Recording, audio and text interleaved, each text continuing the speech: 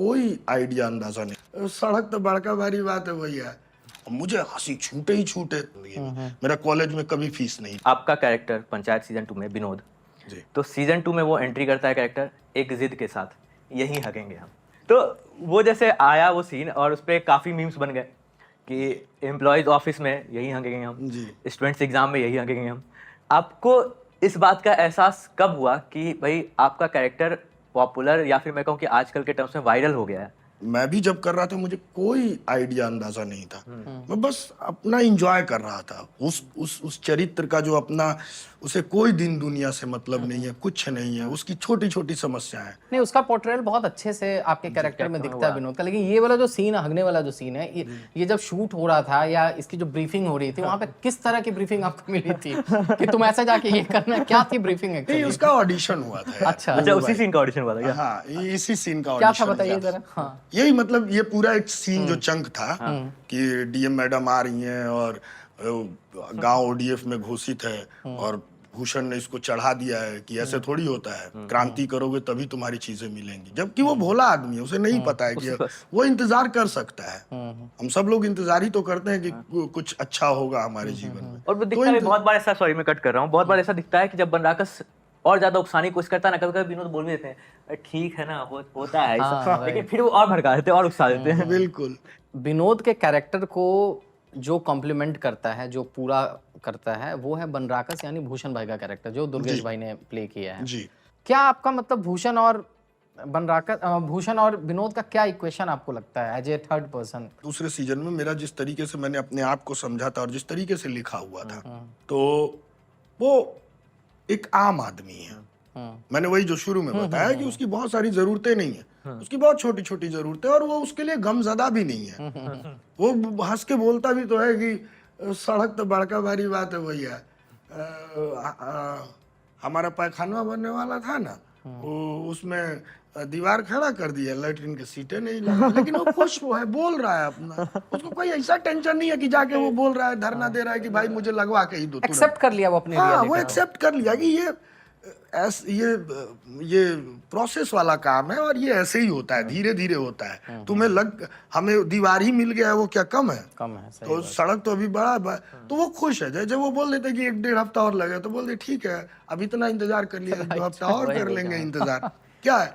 लेकिन वो उसको बता रहा है कि नहीं, अगर तुम ऐसे ही इंतजार करते रहोगे तो कब तक करोगे? कब तक करेगा, सही बात। मुझे भूषण विलन नहीं लगता है कभी। हालातों से मारा हुआ एक इंसान है जिसको चीजें चाहिए, जो डिजाइन हालात तो नहीं, लेकिन वो बात कर रहा है ना। अगर बात भी नहीं करेंगे तो फिर चीजें हल कैसे हल होंगी? कैसे होगी, सही वो बात। सवाल उठाने वाला बात तो इंसान करनी है। पड़ेगी ना। अगर उस गांव में, अगर हम एक इमेजिनेशन की दुनिया देखें कि वो गांव है और उसमें इतने सारे लोग हैं फुलेरा में, लेकिन कोई इस विषय में बात नहीं कर रहा है। एक भूषण है जो बात कर रहा है कि परेशान सब है, कोई इवन प्रधान जी भी गिर जा रहे हैं, परेशानी सबको है।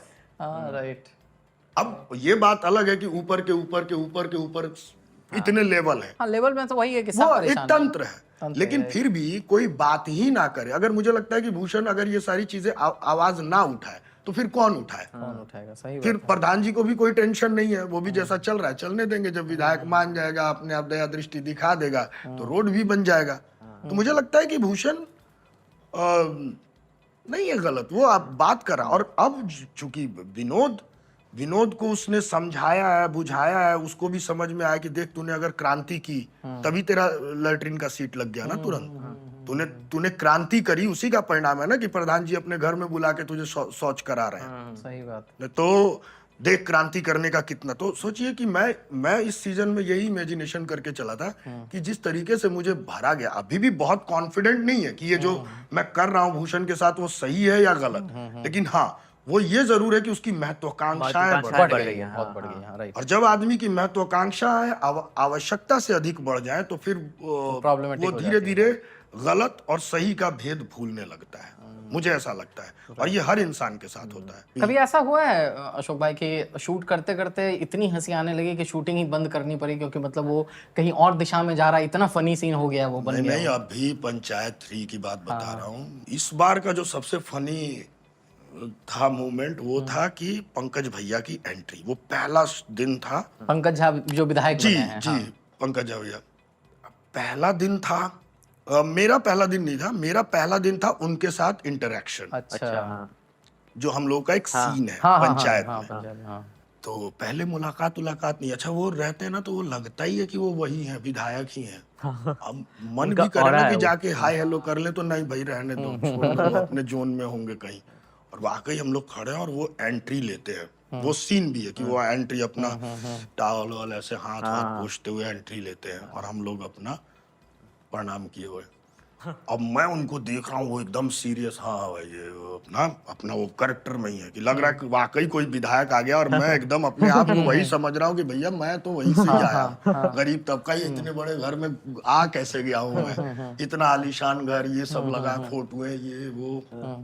अब क्या, अब शरारत तो रहती है, अच्छा मेरे को मजा आता है शरारत करने में ना, तो अब डर भी लगे, पता नहीं क्या इम्प्रोवाइज करूंगा नहीं करूंगा, क्या करूंगा। अब वो आए बैठते हैं और मैं संवाद बोलता हूँ, और वो जिस तरीके से वो बोलते हैं ना, मुझे हंसी आ जाए। क्या था आपका डायलॉग बताइए वो?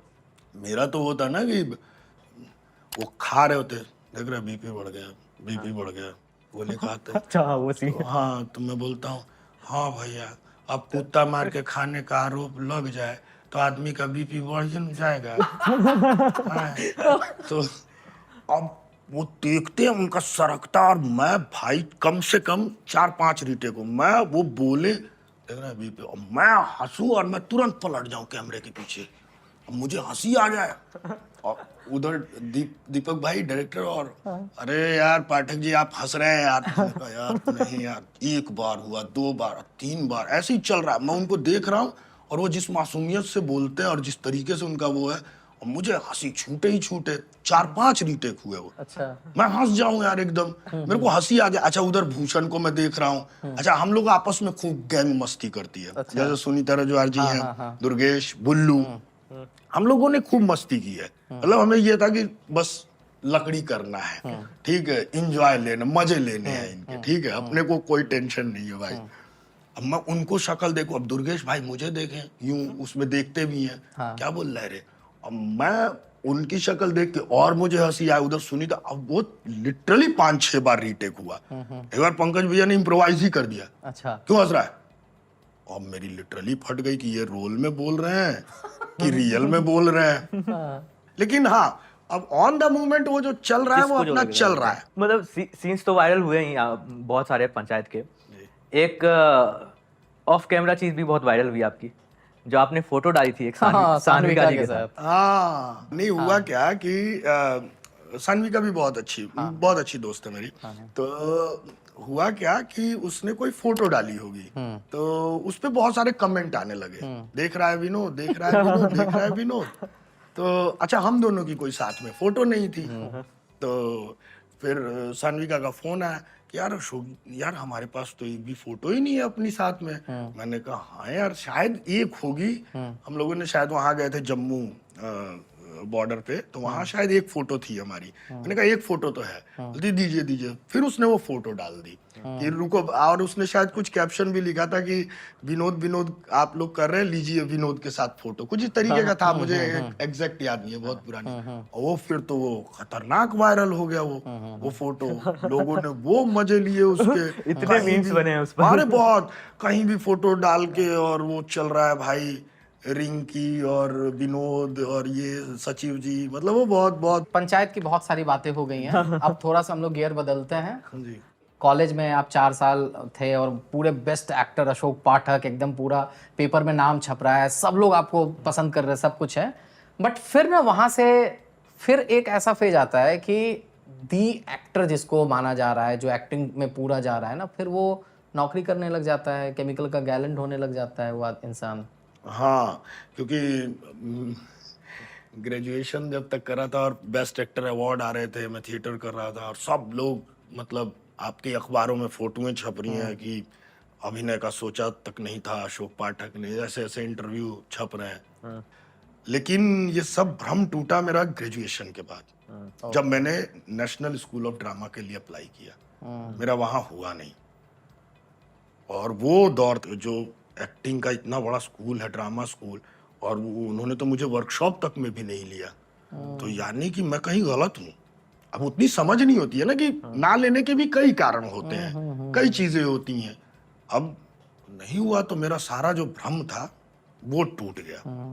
और फिर अब ना फिर आगे अब कुछ, अब लग रहा था कोई हौसला। पापा बोल रहे थे कि तुम चले जाओ किसी प्राइवेट इंस्टीट्यूट में कर लो, मैं दूंगा पैसे, जहां से तुम पढ़ाई करना, क्योंकि मैं पढ़ के मुंबई जाना चाहता था। मैं बेशक नाटक वाटक कर लिए थे, बेस्ट एक्टर आ गया था, लेकिन मैं इतना उसमें वो था ना कि मुझे यार पढ़ाई करनी थी, मुझे जानना था और थिएटर समझना था, क्योंकि वहां पे मेरी भूख शांत नहीं हुई थी हिसार में।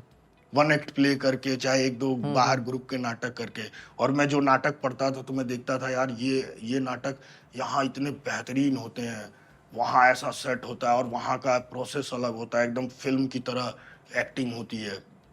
तो वो सारी चीजें मुझे बहुत वो थी कि मुझे सीखना है यार, मुझे अभी और करना है, मुझे मुंबई यूं ही नहीं चले जाना है। तो वो जहन में था। तो लेकिन वो भ्रम टूटा, फिर मुझे लगा यार ठीक है यार। फिर पापा ने कहा कि ठीक है तो क्या करना है। फिर मेरा यूं तो मन भी नहीं था कि एमए भी करूं मैं हिंदी से, लेकिन 3 साल बेस्ट एक्टर रहा था, कॉलेज का बहुत सम्मान हुआ था, नेशनल जीत के आए थे। तो हमारे प्रिंसिपल साहब थे उस टाइम, IAS लाखलान साहब, उन्होंने बहुत सपोर्ट किया मेरी जिंदगी में। मेरा कॉलेज में कभी फीस नहीं लगी। मुझे मेरी फीस माफ कर दी गई थी। मुझे college colour, university colour, roll of honour, बहुत कुछ मिला मुझे। मेरे कॉलेज ने मुझे उसमें एक डॉक्टर सुरेंद्र मलिक, हिंदी के प्रोफेसर, उन्होंने मतलब बहुत मेरी मदद की, बहुत ऊर्जा तो आप दी। हिंदी से एमए किए हो? जी, मैं हिंदी में, फिर मैंने एमए में एडमिशन लिया। तो मैंने कहा कि सर लेकिन अब मैं कॉलेज आना नहीं चाह रहा हूँ, और मैं ना देखता हूँ अब कुछ मुझे नौकरी करनी है, मैं कुछ घर का अब ठीक है, अब मुझे अब समझ में आ गया। उस समय और मतलब वो पिताजी नौकरी नहीं कर नहीं, पिताजी नौकरी कर रहे थे बड़ा जिंदल में ही, support- जिंदल स्ट्रिप्स में ही कर रहे थे। तो उनके पास एक ऑफर है कि वाटर ट्रीटमेंट की, वाटर ट्रीटमेंट ऑफिसर कह लीजिए या वाटर ट्रीटमेंट बॉय कह लीजिए, जो पानी वानी का चेक होता है ना, जब बॉयलर, मेरे पिताजी बॉयलर अटेंडेंट थे, तो पानी का सब TDS और हार्डनेस, ये क्लोराइड, ये सब चेक किया जाता है। तो उसका वो केमिकल वेमिकल में, और उसकी पूरा एक चार्ट बनता है। तो वो जॉब खाली थी, तो पिताजी ने बात करके मैनेजर वगैरह से, तो वो लगवा दिए। 3500 रुपये मेरी सैलरी उस टाइम। ये कब की बात है? 2006। अच्छा, 2006-2007 की बात है। कितना दिन नौकरी की आप वहाँ पे जिंदल में? 1 साल। अच्छा, 1 साल। 1 साल मैंने नौकरी की। अंदर से कभी कचोटता था कि यार ये जो मेरा समय है, अगर अभिनय में जाता तो ज्यादा बेहतर होता, या बहुत कचोटता था यार, मैं बहुत रोता था। मैं वो केमिकल की ना केनिया उठानी पड़ती थी, 50-50 लीटर की, जो डालना होता था पाइपों में, पंप हाउस पे। तो वो सब मैंने किया है। और उसी दौरान मेरे कमर में दर्द भी हो गया था उठाने की वजह से। तो मैं कम से कम 6 महीने मतलब बैक पेन से बहुत लड़ा था और रोता था। फिर मेरी माँ गुस्सा हो जाती थी मेरे पापा पे कि क्यों इसको जाने दो, ये कॉलेज ही जाएगा, नहीं करेगा। लेकिन मैं मम्मी को बोलता था यार ठीक है माँ। लास्ट तक रुके हो, मतलब क्लिप आपको इंटरेस्टिंग लगी तो subscribe to digital commentary clips, और फुल पॉडकास्ट तो इससे भी ज्यादा इंटरेस्टिंग है, जिसका लिंक आपको डिस्क्रिप्शन बॉक्स में मिल जाएगा।